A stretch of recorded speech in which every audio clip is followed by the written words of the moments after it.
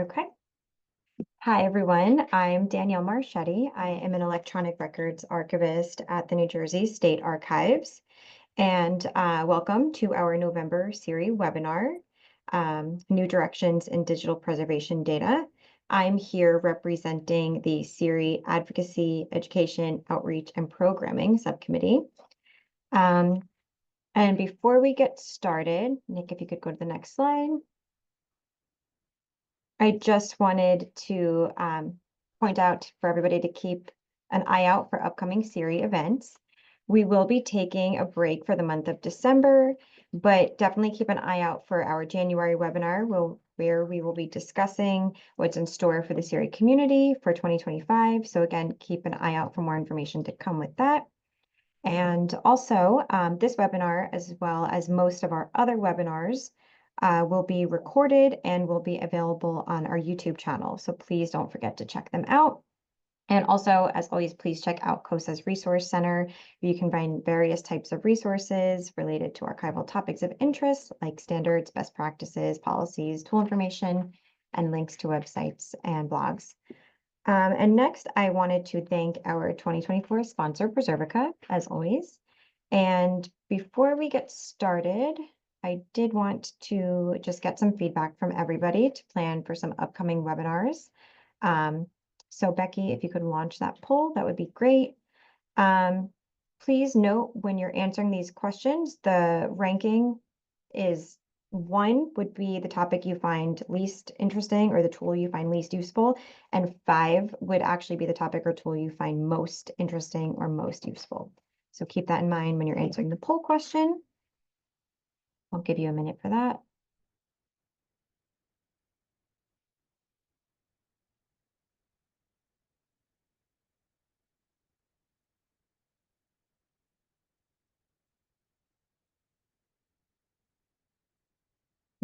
And as everybody is finishing up with that, I will get into today's webinar.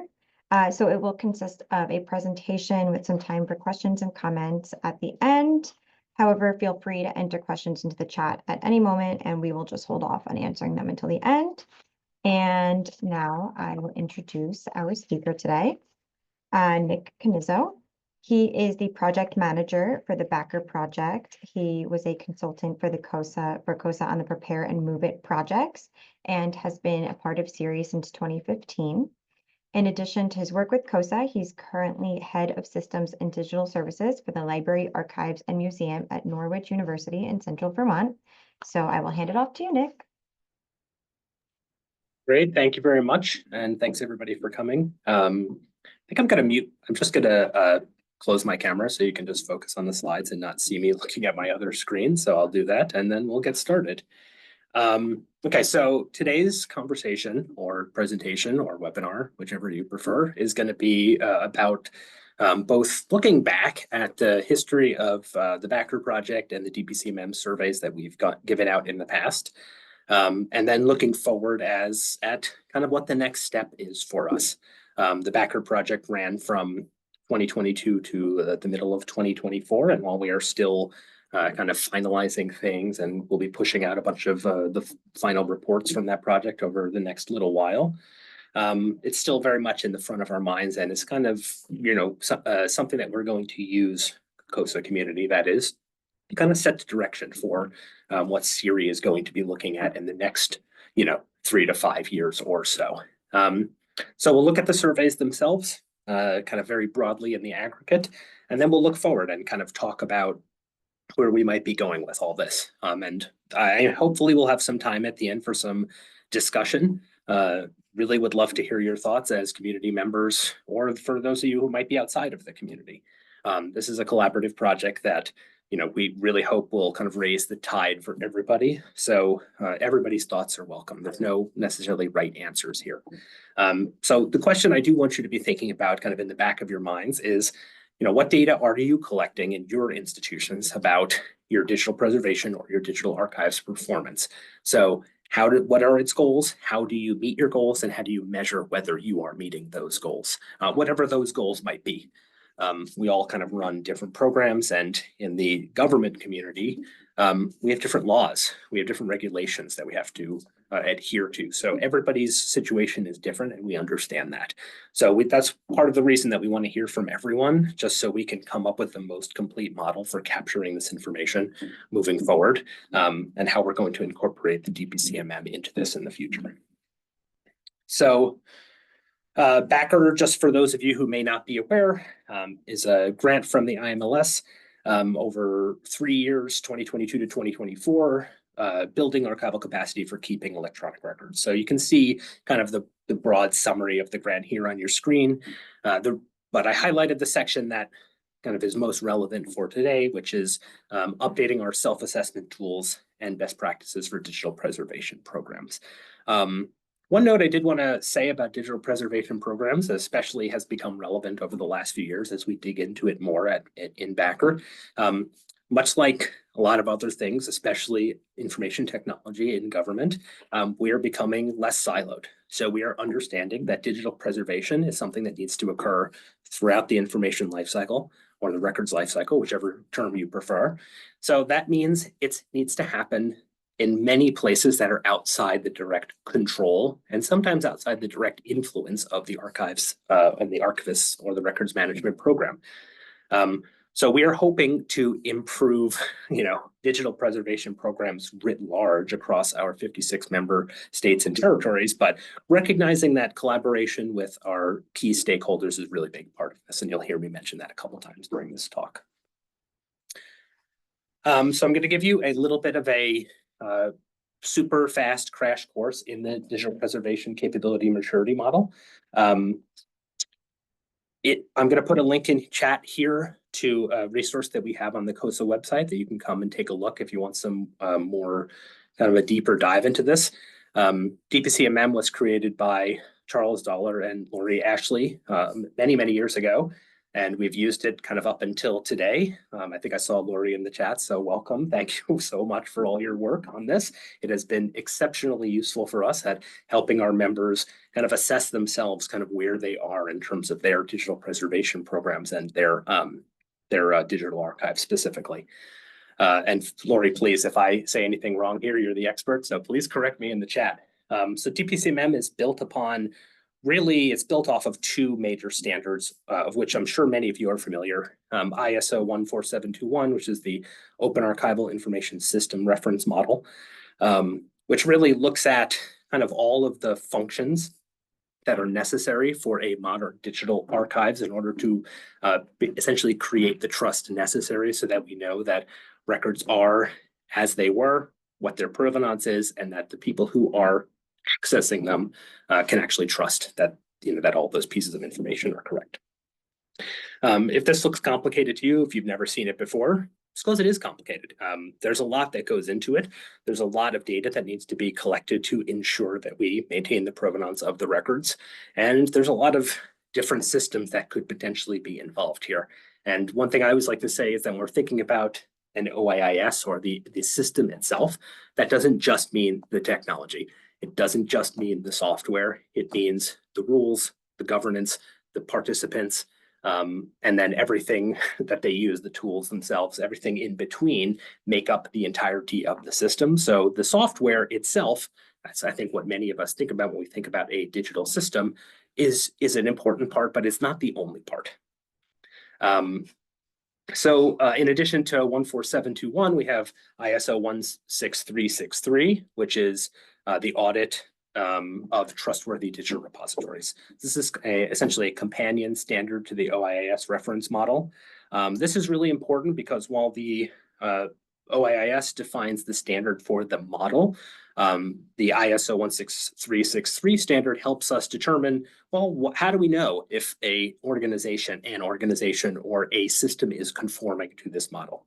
Well, we want to be able to audit and determine if it's meeting all these benchmarks that we need it to. Otherwise, can it really call itself an open archival information system? Yes or no? So if you haven't seen these models, I'm not going to do a deep dive on them. We're talking 400 some odd pages of standards here. I recommend you take a look. There's some good summaries out there, and I would especially recommend you take a look at the digital preservation capability maturity model itself, which is a really good job of boiling down kind of the essential elements of these models into ways to, again, kind of assess yourself and your organization. Which you can see here. So the model itself is broadly divided into kind of two sections. There's the infrastructure that surrounds the repository itself, and then there are the services that the repository kind of provides, essentially.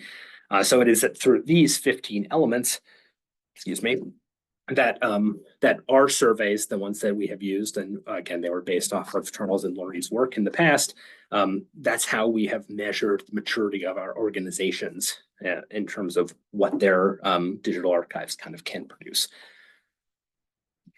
So for us, for the maturity level specifically, we break it down into kind of 5 different levels, though this graphic you see here is going to be a little bit misleading for our purposes because just subtract 1 from all these numbers. For our purposes, we have said a nominal level is a 0. It's essentially, as you can see here, the definition is it has not been undertaken, and practically all electronic records that merit preservation are at risk. For us, that really is a 0. There's not really any systematic thing being done.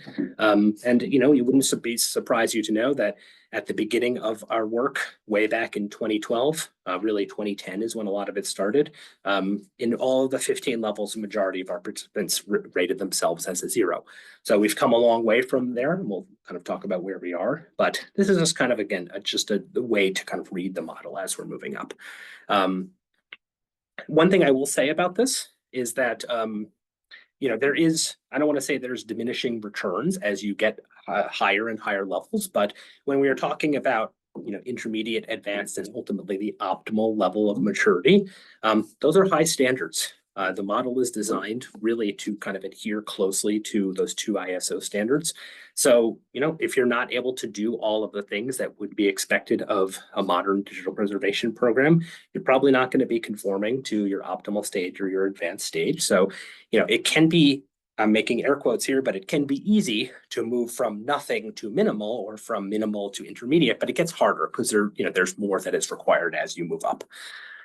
So you will kind of see this played out in the data, but not all levels are the same. And certainly within the different within the different components, so just go back 1 slide, some of these are easier to achieve a higher level of maturity than others. I'll leave it to you to decide which ones are which. Is going to vary greatly by the organization itself. So we started doing these surveys back in 2010, or at least that's when the idea got started, but really in 2012 and 2015, that's when we kind of issued them at first. We decided to bring them back in 2022 and 24 as part of the backer project. So our overall goal here was to issue 1 at the beginning and 1 kind of close to the end of the project, though technically the project wasn't really over when we issued it, but that's neither here nor there. With the idea of saying, well, where did we start? And then, can we use this data to be able to evaluate the efficacy of the backer project itself? And I think there is a little bit of data there that I think will be persuasive to you. So the 2022 survey was issued in February of 2022. The 2024 survey was issued in February of 2024, and we got most of our results back by late April or beginning of May. So we gave everyone a lot of time in order to complete these self-assessments. And I'm just going to go through a couple quick slides here that show you some analysis on the findings from the survey. So this is the first one. These are aggregate results of how many little pips, so individual points in each of across the entire model, our individual members, our respondents, improved. So I think that when you kind of look at it this way, there's 2 numbers that jump out at you right away. First that we have to address is our lack of response. We just quite simply did not have all of our member organizations respond this time, despite some consistent pestering, I can say. The reasons for this, well, there's a lot. Obviously, it has been a busy year. We don't have a lot of time. There have been a pretty significant amount of turnover in our state and territorial archives over the last few years. And the survey itself, it's a little bit of a bear. We have a user guide that Lori and Michelle Gallinger and Veronica Martzall, who all deserve major credit for working on this and kind of pushing it through in 2022 and revising some of it in 2024. Worked on, so we have a great user guide. We had a wonderful site for it, but despite our continued insistence, we didn't get a complete response, or at least as a complete response as we wanted. By the way, if there's anybody out there who still wants to take this, just contact me. I'll put my contact information in the chat and we can get your data in if you want. I think the other thing to look at is, if you look at the increases versus the decreases, which again, I think there are some ways to attribute how some of our members decreased. I think that is more about understanding the model itself, or perhaps the person taking the survey changed and decided to kind of use it in a different way or self-assess in a different way. But for the most part, we did see kind of significant increases, or at least small increases in a lot of our membership. So we were pretty happy in that overall. If you were to look at the components themselves across the entire community, so the last screen kind of looked at the organizations and how much they improved. If you look at the components themselves, in the blue here, you can see how much the individual, how many of our members increased. Orange is how many decreased, and green is how many remained the same. And this is by percentage. So again, kind of the first thing that jumps out to you here is a lot of our membership remained the same in many of their values. We're looking at roughly 35 to 45% of all of our respondents kind of held steady in their individual responses for the components. And I think this is very easily attributable to that kind of phenomenon that I was talking about before, which is once you reach kind of a stable level of maturity in level 2 or level 3, it's pretty hard and it requires a lot in order to kind of make your way up to that optimal level of maturity. We do see some 4s in some of our components, but for the most part, there's not a lot of movements once you get into that kind of advanced or intermediate kind of area. The other thing you can see here is that, save for 2 of our components, we did see kind of across the board increases in many of our in maturity in many of our component levels. And the biggest ones that hopefully jump out to you are strategy, archival storage, and technical expertise. And we feel pretty good about these ones because, one, in terms of strategy, technical expertise, and then if you look at governance and digital preservation policy coming in a little bit behind that, those are major areas of focus for SERI, and that's where we have felt we can make the biggest impact. We can't go into an individual state or territory and purchase a digital repository for them, or set up a digital repository and then run it for them, or anything like that. So caveats do apply. We'll get to that in a minute. But one of the areas that SERI has been able to address are best practices, standards, helping develop collaborative work groups, helping our member organizations reach out to and establish relationships with key stakeholders, identifying who those stakeholders are, and kind of continuing to raise the tide for everyone. So I think that the results of this survey this time around are pretty promising. And again, for the most part, we attribute some of the decreases to just kind of a better understanding of the maturity model itself and this kind of taking the survey itself. But one of the things we have observed, and I don't have a statistic for this, so sorry, but one of the things we did observe is that if the person taking the survey changed, there was more likely to be a decrease than if the person had stayed the same. And that really makes sense because it might, a person with fresh eyes might come into an organization and ask questions in a different way, or look at the maturity in a different way. And the numbers might change, which is good. That's totally intended. As you learn more about what you are supposed to be doing, we expect you to have a better idea of what you are actually doing. Okay, so I wanted to call out a couple of other areas that are strengths. So we already talked a little bit about collaborative engagement, archival storage, and integrity. So these are the biggest community increases by component. So 21%, so roughly 1 in 5 of our community members and roughly 1 in 6 of our members saw an increase in their storage practices and their integrity, which is defined as kind of being able to make sure that data hasn't changed over time. So preserving the integrity of the electronic records. We would attribute this a lot to many states kind of bringing on professional digital repository solutions, some of which are commercial, but a number of our member organizations have created their own kind of digital repositories, whether it is a homegrown system or a set of open source systems or some combination thereof. And obviously, Preservica, our sponsor, has kind of played a big role in this, as a number of our membership have taken up Preservica as well. In terms of just overall our highest rated components, again, we feel pretty happy that in terms of strategy and expertise, we are seeing a high level of maturity that we feel that, I think, or at least I feel that means that the expertise we are pushing out into our community is kind of hitting home. But again, we're going to talk a little bit about this later. How much of that is attributed to the work that SERI is doing versus how much of that is just attributed to kind of the profession itself maturing.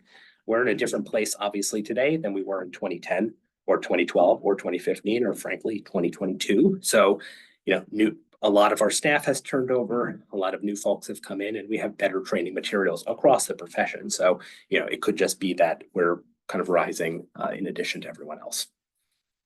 And then we turn next to our areas of need. And I think you'll find there's an interesting discrepancy here, is that we find that in terms of governance, in terms of designated community and our device and media renewal policies, a large number of organizations rated themselves at zeros. And so we actually saw a pretty substantial increase. If we were to go back a few slides, we saw a pretty substantial increase in our overall maturity level on governance specifically, but we also happen to see a very large number of our membership basically saying we have no ability or we have no control over our own governance of electronic records or digital preservation practices or anything like that. So we'll dig into that a little bit later, but I thought that was an interesting one. Designated community, this has been an area of need that we've known for a long time, and we don't have the archives don't have a ton of bandwidth to be able to address community outreach. So this is who is the audience for your digital archives and your digital preservation program. We don't have a lot of good data on that next. So obviously that's going to be something we're looking at in kind of the next iterations of our data collection. And then device and media renewal. This is kind of your hard drive refreshing, kind of making sure that your digital repository, none of the components age out and that the data is preserved against and protected against bit rot or anything else that would damage its integrity. This isn't expensive. This is probably the most expensive and or resource intensive thing that we do. Caveat being, assuming we're not doing it in an automated way. All of us in the state and territorial archive community, we know that we have hard drives, CDs, diskettes, all those kind of things sitting on shelves in our vaults somewhere. Some of us have huge collections of those. Some of us have small, mercifully small collections of those.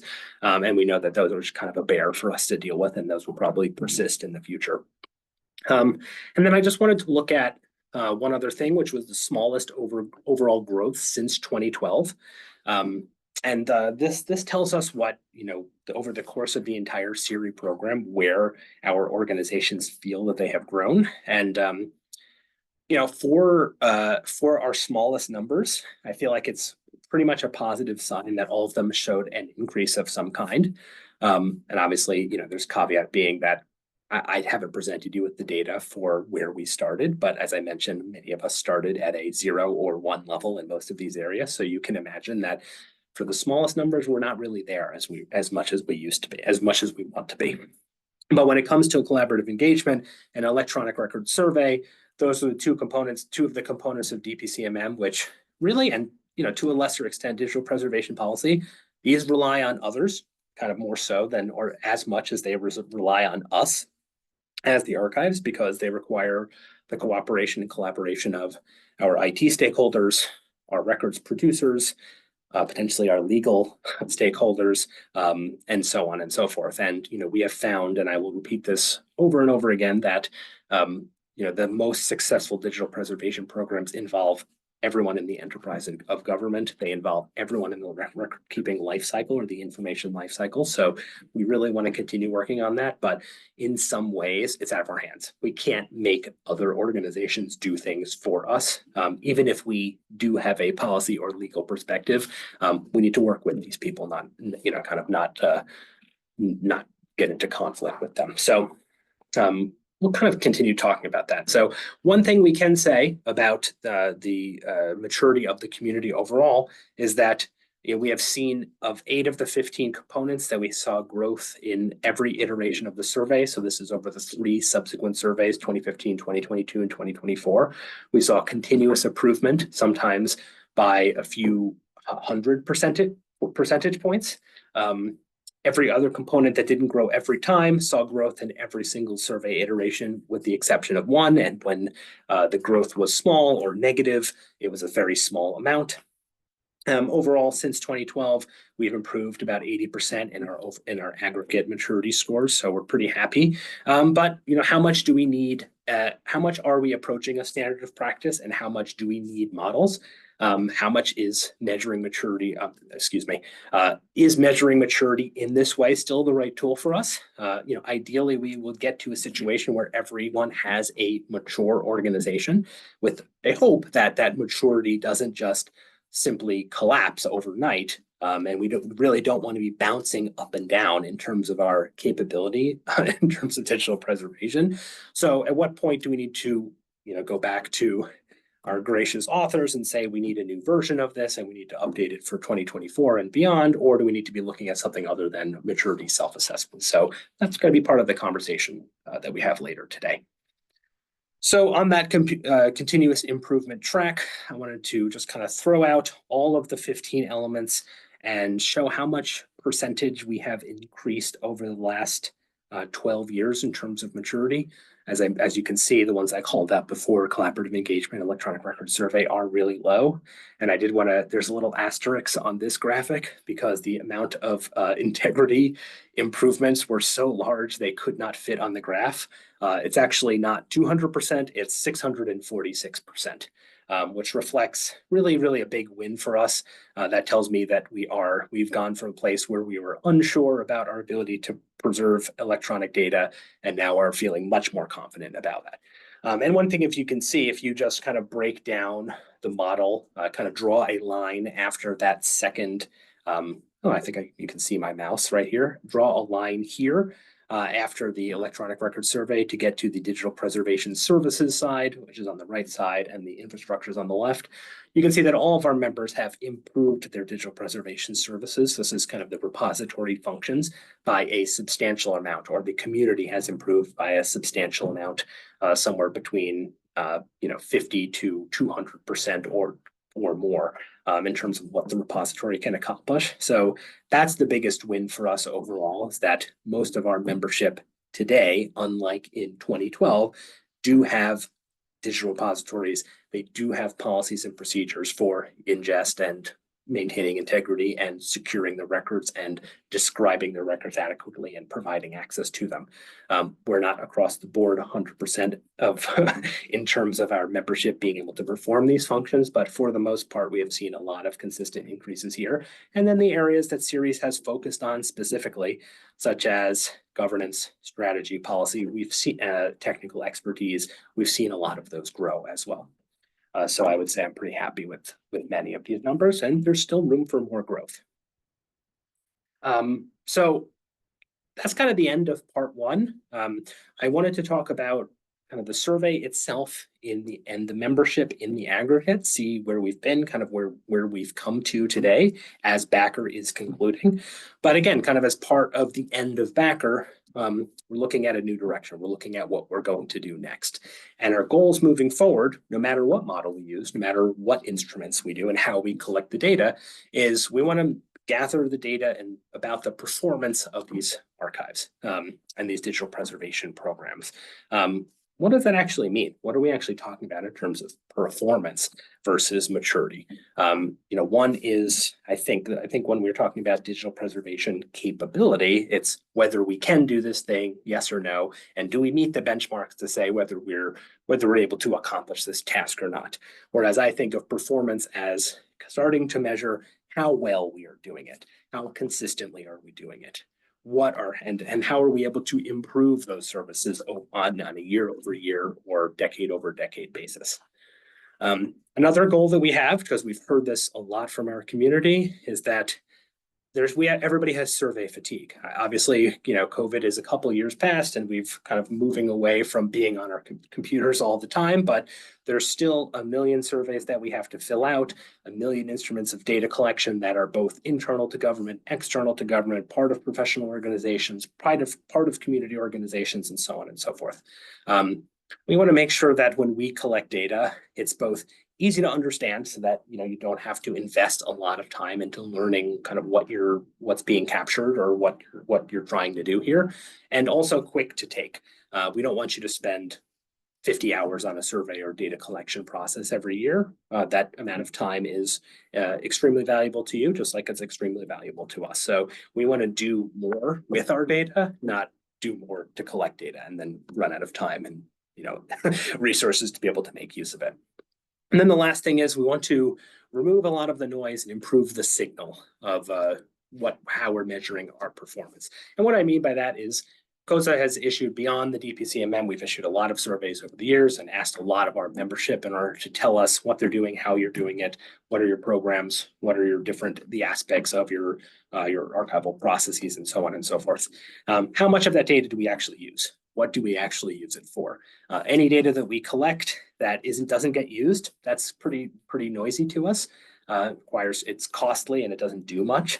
And we want to focus on those elements that we are actually making meaningful decisions about. Some of that might be cleanup about how we collect the data. Other pieces of that might be we just need to collect different pieces of information. We need to get more granular or less granular. We need to have different people take the survey or have it be taken by individuals instead of organizations, something like that. So we'll see. We'll talk more about that in a minute. So I think the key element here for me is moving from maturity to performance. What should the digital preservation program be doing? So the model that we looked at previously, DPCMM, told us all of the functions that we should come to expect from both the digital preservation infrastructure that surrounds the repository, but also the services that the repository should provide for itself. And that is extremely, extremely valuable. But as I mentioned at the beginning of this talk, the digital preservation repository is just a component of the program, and the digital archives, they as well are just a component of the program. And the program itself is just a component of the broader information and records lifecycle throughout state and territorial government. So we need to be thinking broadly about, well, what should this program be doing? And how do we actually, turn that into more, kind of an actionable set of data that we can do something with? So I just threw a couple items up here. One of the things that we have been searching for as part of the Backer project is a way to articulate this quickly, not just within our community, but be able to share it with folks who are not archivists, who are not records managers, who may work for various different public agencies, or may work for legal counsel or an attorney general, or just a community stakeholder. We want to be able to put it in simple terms that everyone can understand what the program is about in a way that is undeniable. So really what we're talking about here, and I'm not going to read this all off to you, but I will summarize, which is we know what records are, where they are, who is responsible for managing them at various points in their life cycle, that the systems that they're stored in are secure and well governed, that when records and information move from system to system, or person to person, or organization to organization, or format to format, or whatever it might be, that there's no loss of data, there's no loss of context, there's no loss of accessibility. And then lastly, we want to be sure, and this is the reason why we're all doing this, besides the fact that it is a law, is that the people who need to access this public information can do so at appropriate times. We all know that there are many of us probably out there have lots of digital records which are not accessible. They may be secure, they may be in a digital repository, and they may be well preserved, but they may be very difficult to access for members of the public or for audiences internal to state or territorial government. So this is kind of what we're talking about. So feel free to throw into a chat comments if you think there is more here that we should be thinking about, or that these definitions, again, they're not canon, but this is kind of a broad overview for the things that we should be doing. How do we turn these things, these kind of requirements for the program into data, into ways to measure? I have some ideas. So really, I'm just going to talk about kind of three major kind of overarching themes for how we think about this data. And then we'll get into some questions and conversation at the end if you all are interested. So one of them is specifically cooperation. And we're talking about cooperation. Obviously, part of the model already was collaborative engagement with our stakeholders, but one of the things I want to talk about today is cooperation within our community. SERI is a long-standing program of the Council of State Archivists, and it's been a very successful program. And I'm happy to say that I think just in my experience with SERI, which is going on 9 years now, I think it's probably something like 30 different member states have been part of it in various ways or another. That's great. And while we recognize that not everybody has time to be able to participate in this, at least I think that SERI has been a great boon to myself when I was a digital archivist working for the state of Vermont, and others have reported that the tools and resources that we provide can be very helpful. And just to wit, I did go through the data and found that as one of the key components of Backer was a direct assistance project, where we worked with 6 individual states and 5 states, 1 territory, in order to directly consult on their specific case and their specific projects and their needs today, and help them figure out what they need to be do. The results of those direct assistance projects were overall fairly successful. We doubled the kind of average increase across the different component levels, some of which were significantly higher than this. So we had a couple members who were we actually had 3 of our members who were in the double digits in order to in several of their components. So those projects are very successful. And it really kind of goes to show that if you have the backing and if you have people there working with you from throughout the community, you can make a lot of progress in a short period of time. Now, of course, there are certain things that Backer was able to do in its direct assistance projects that we wouldn't be able to do in other places. So for example, again, we can't install a digital preservation repository, but in one of our Backer projects, we worked with them to build a digital preservation repository made out of several components that were all open source. Could they have done that themselves? They maybe could have, but why? Why not leverage the resources in the community to be able to do it better, do it faster, do it more efficiently? So what other opportunities do we have for those shared services or those shared models of collaboration where we can help each other refine our own programs and build out our own programs? And kind of going off that same vein, how do we help each other measure the effectiveness of our programs without doing the finger pointing comparison? This state does this, why can't we do it the way they do? We have to recognize that, again, I said this kind of at the top of my talk, we're all different in terms of organizational maturity, in terms of what our laws are, in terms of what the size of our organization is, its budget, et cetera. So some of us are going to be working for small states or territories always, and the big states and kind of larger organizations will have different resources, they'll have different capabilities, and they'll have different restrictions that maybe we do or we don't have. So it's not worth it to me to compare in that way. As part of my experience with Backer, I worked with 6 different individual organizations, and they were all very different, but at the end of the day, the practice of digital preservation is for the most part the same. How you need to preserve the integrity of electronic data is not different in San Diego and Bangor. It's the same. So how can we find those kind of shared paradigms and those shared models to make sure that we're all kind of meeting the same goals? And part of the reason that we want to be able to do that is that we're not kind of sailing this sea by ourselves. We are not in a vacuum. We need to, there is a wider world of data out there from the National Archives, from international archives, from local governments, perhaps from university archives and other large institutional repositories like that. There's a lot of data out there that we could be working with. And it's not just data about the performance of digital preservation programs and digital archives.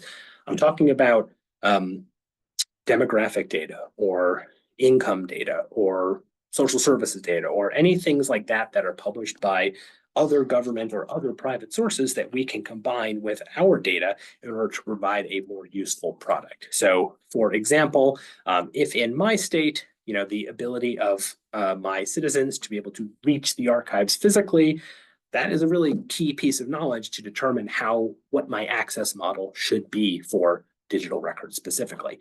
Is it enough to be able to put it just in the reading room, or do I need to provide a remote option? And what does that remote option look like? That's just one piece of data that's valuable to us. There's probably thousands more that you all can think of, or maybe that you're already using. And then the other thing I think we need to be thinking about as state and territorial government agencies is that we do it at a scale that not a lot of other organizations in the United States or really even in the world do. We handle a lot of data and a lot of records, and we do so pretty quickly and need to do so very efficiently. As I said, there aren't a lot of us out there. Even the largest private institutions probably don't handle as much public record-esque data as we do, though obviously there are private organizations that handle huge amount of structured data that we can stand to learn from as well. Working together to develop standards for what our data is and what it means and how we collect it would be a real boon to this community, because we'd really be able to start having our data work together rather than kind of stand alone. And then lastly, we want to talk about granularity specifically. The reason I bring this up is because I'll just give you a really quick example that I think jumps to my mind that might illustrate the idea. If we are asking you to measure how many reference interactions you had with your digital records, it's really hard to measure that retroactively if you weren't keeping records back then. So so what we want to avoid doing is drilling down to a high degree of granularity without a lot of advanced knowledge, or notice rather, to be able to start collecting that data. Because it's hard to build that data retroactively in the way that we want. Depending on how granular we want to get, it may require new definitions, new standards for behavior. What is a reference interaction? What is the smallest what is an individual record? Things like that. I think we have a general idea, and in some ways, other organizations have helped us define what those things might be. But we want to make sure that we're all working from the same definitions. And then lastly, where's the right place to collect and capture this information? If we're trying to collect information about the performance of government broadly or our jurisdiction, should CoSA be reaching out to IT departments? Should CoSA be reaching out to non-archives organizations? Should we be doing it through you? How much should we be doing it through your organizations that you can go out and kind of collect that data as well? And who's all the right place to be doing this stuff? I don't have the answers to that question. And again, I'm sure that in every state and every territory, it's a little bit different depending on relationships and political capital and just capital C capital and things like that. We want to be really, really thoughtful about making this data collection be part of our day-to-day practice and not a separate activity that we pile on top of the already overloaded kind of staff that we already have. You've noticed that a couple times throughout, and part of that comes from our experience with this survey is that, collecting this data, kind of responding to it, it is a big lift. We worked very hard, especially Michelle and Lori and Veronica, at kind of redesigning and updating the survey. That's a lot of effort that went into it, and we want to make sure the data is useful, but that's not time that we can get back. So we need to make sure that the data that we're collecting is very useful to us, and not just something that we are, kind of taxing everyone in terms of their time. So I just wanted to say a couple of pain points that you can imagine before we get into this. Before we kind of get into the broader conversation, actual discussion, is that, data doesn't necessarily tell us what we want it to. Sometimes it lies. And part of the reason that it can lie is because of different standards or different understanding of language or what we're measuring or the right degree of granularity. So we need to be careful, and we need to be careful that we're using the data we collect to tell the story that is contextualized appropriately. If the state of Vermont, let's just say, because that's where I live, if we are not bringing in a lot of data into the digital repository, does that mean the archivists aren't doing their job? Of course not. It could mean a lot of different things, such as it was a slow year, or we ran out of IT budget, or we had someone who was vacant, their position was vacant for a number of years, or we were expecting a big transfer and the agency backed out, or whatever reason. We need to contextualize this appropriately so that the numbers don't lie. I already mentioned how expensive it is to collect and maintain this data is. It's especially expensive to collect it periodically over time and maintain a data set, keep it clean. We all know that data governance is not the simplest or easiest task, especially in government when we are frequently changing out the people who are working on it. So everything means something different to everyone, which is why those standards are really important. And more so than anything else, we need to make sure that the data we are collecting, you've heard me say this multiple times, needs to actually do something. It needs to produce value for us. Otherwise, it's terrible ROI. If we basically collect a bunch of data and do nothing with it, then we kind of have lit that money on fire. And I just threw this idea of data we capture about an accession, a digital accession, perhaps. What are we trying to collect? Why are we trying to collect it? And how can we see that this can lead to some very easy pitfalls if we're not really thoughtful about it?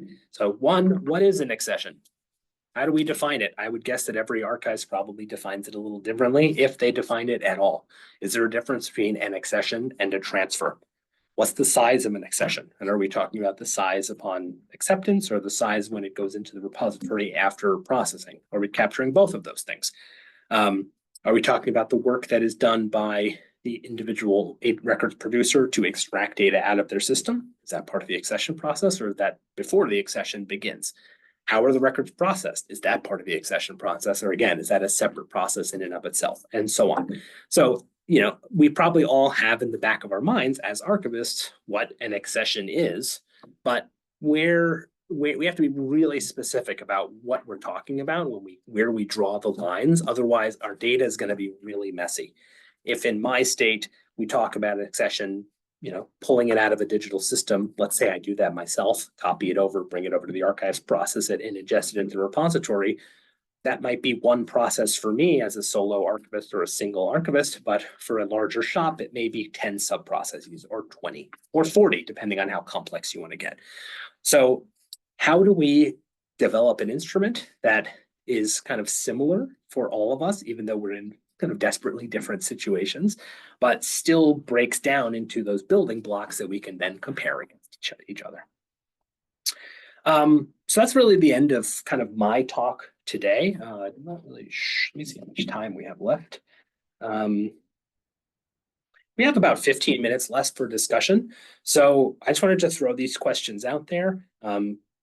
Becky, you can tell me if we have the ability to have people raise their hand and speak. That'd be great. If not, we can just have folks throw questions into the chat or comments.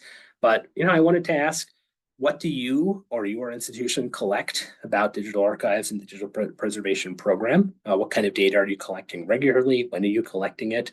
How do you store it? What do you use it for? What data do you use to support the digital archive? So how do you take that data that you collect and actually use it to kind of change your operations? And how difficult is it to stay on top of it? Make sure it's timely, make sure it's relevant. I would love to hear some thoughts. So please, if anyone has any comments or questions, now would be the time.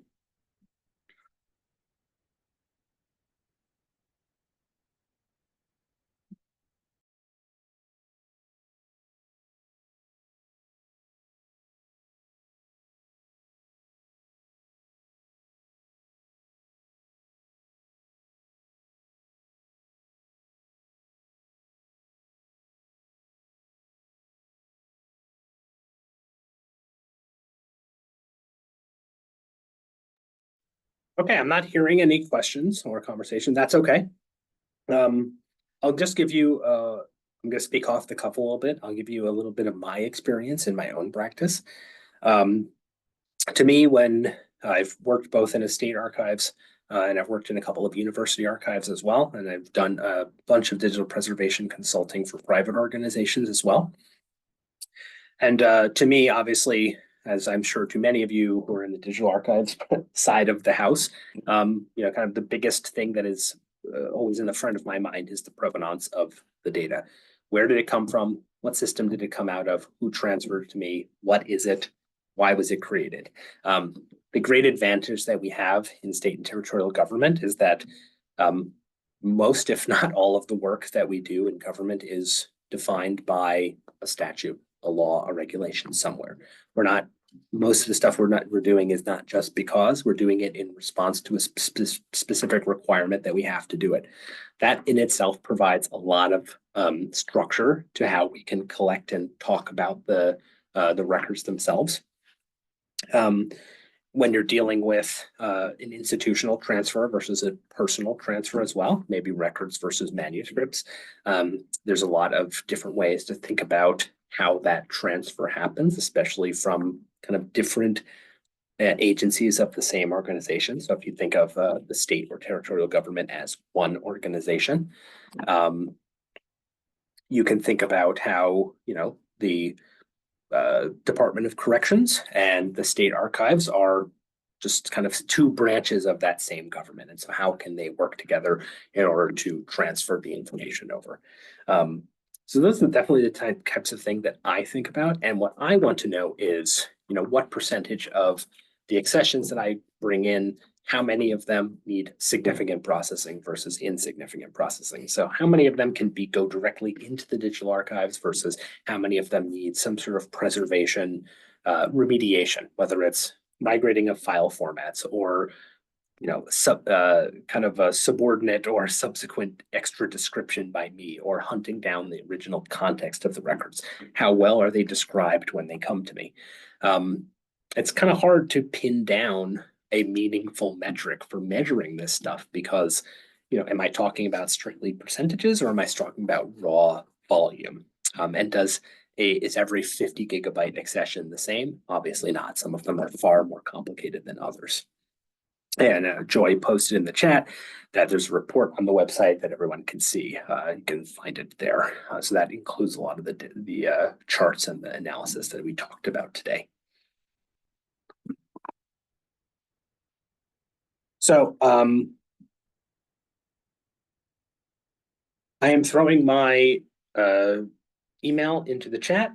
If you have ideas for how we can better collect this data in the future, especially if your processes and your practices already lend themselves to that degree of collection, we are more than happy to hear your thoughts, because I think where we want to go, or where at least I feel like it would be valuable to go, is to be able to look across the entire membership and be able to say, when we're measuring how many accessions state A versus territory B took in, we are talking about the same thing. When we are talking about when somebody brings in X gigabytes or X terabytes, we want to be sure that we are talking about the same thing. When we are talking about records being available for access, are we talking about they're available online, or they're available by going to the reading room, or they're available through mediated access through a public records request? When we're talking about description, are we talking about a finding aid at the collection level, or a finding aid description at the series level, or the sub-series, or the file level, or what? So those are all really important questions that I'm not going to say what the answer is. I have my opinions, but this needs to be a community discussion. I'm gonna read Steve's question here. You stated that we will need to determine what we will measure moving forward, maturity or something else. Do you think there's a need for two different types of tools, one for measuring attainment of maturity and another for work that have crossed a threshold of performance? I think that's a really good question, because I think the other thing that we need to be thinking about, and this is why we had our consultants come in and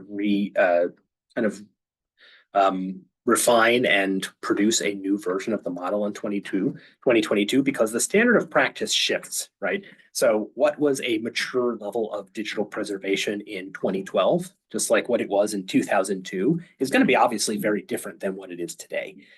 So in a way, kind of what will happen over time is that we will see organizations move towards that center level, that level 2, level 3, kind of in the middle of maturity. And then once a critical mass of our organizations are there, we may need to think about moving to the next level or refining the model once again, just because everybody is kind of at that level of maturity, and then we might be able to start talking about performance. In terms of whether we need two different tools, I think it's certainly possible. It feels bad to put out an instrument that say, let's just say we're asking everyone how many gigabytes of digital records they accessioned into their digital archives this year. When someone reports that goose egg, when somebody says, "Oh, we didn't bring in any this year," that's something we want to be able to look at and be able to work with them to be able to see exactly what that means, what the context is. And that's I kind of was getting into that a little bit with the data is a liar kind of comments, because a single number does not provide the necessary context for us. But I think it's very important for us to, at the very least, be talking about how are our mature programs performing? How are they refining? How are they getting better? Because that also will tell us how we need to define what those levels of maturity are. So maybe merely having a digital repository helps get you along way down the road, but does it actually lead you to doing things in an efficient way, or does it allow you to optimize things the way that you want it to, or the way that your state or your territory wants to prioritize? And I'm very cautious about the idea of having two surveys go out, as I mentioned, kind of survey fatigue and the ability of us to be able to collect and manage all that data. But I think I understand what you're getting at, which is how do you say, okay, well, those of you who are doing it, tell us how well you're doing it, and those of you who are not doing it yet, kind of tell us how far along the road you are to getting there.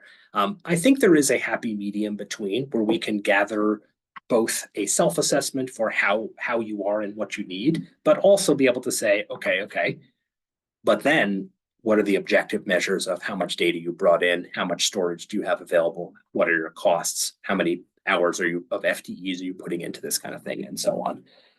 So I think you can do both, but I wouldn't personally shoot for two different instruments. I feel like that would be, it would muddy the water a little bit. So thank you for that question. So we're pretty much at the end of our time today. So thanks everybody for coming, and thanks for listening. We'll continue to be pushing out these backer resources over the next couple of months. The SERI is going to put out the slides for this. I put a bunch of links in here that we've shared a couple times to a bunch of the work that's been done on this. You've already talked about questions and comments, and then if you need to contact us, all this stuff will be there. And I threw my contact information to the chat. If you want to discuss this more with me, if you want to share your thoughts or your concerns, as I mentioned, I tend to look at the entire community and the costs and we have this many volunteers and this many staff members, and if we spend 500 hours on a project, that's a really substantial investment for a mostly volunteer community. So we need to be absolutely sure that we're getting what we need to out of it. So I'm heavily invested in that. So contact me if you want to discuss it more offline, or if you have any thoughts, or even if you just want to point me to the place on your website for your institution where your data is, because I'm looking for examples as well. More information is better. And we'll kind of, it'll be to me to sift through that and separate the signal from the noise. So thank you all. And I'll turn it back over to Danny if she wants to say any more words at the end. I just wanted to say thank you, Nick. Excuse me, and thank you everyone for attending. This has been an awesome presentation. It certainly gives me a lot to think about in New Jersey about our data collection and what we should be collecting and what we should be doing with it. So I'm really interested to see where this goes, and this has been great. Thank you so much. And again, thank you everyone for attending.